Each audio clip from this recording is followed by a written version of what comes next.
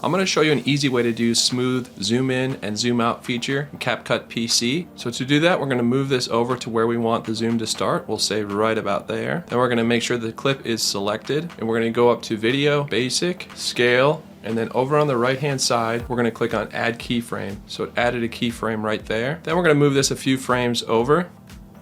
Right about there looks good. And we're going to go back up to Video, Basic, Scale, and we're just going to zoom this in. Right about there looks good. Then if we go ahead and play this, we have a zoom in effect, but we can make it look a little bit smoother. So to do that, we're going to right click on the clip, and then we're going to click on Show Variable Speed Animation. Next, we're going to click on the second keyframe, and then on the right hand side, you'll see by default it's going to be set to linear. Change that to auto curve.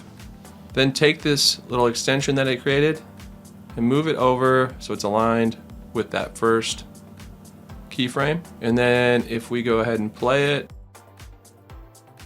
you're going to get a little bit better zoom. So now we're going to zoom back out. So let's just move this back over. Right about there looks good. I'm going to make sure that the clip is selected. I'm going to go back over to scale, and we'll just bring this back down to 100%. Another keyframe was created. I'm going to do the same thing. I'm going to click on it, and I'm going to change it from linear to auto curve. I'm going to pull it over to this one or close to it. Good enough. And then we'll go ahead and play this.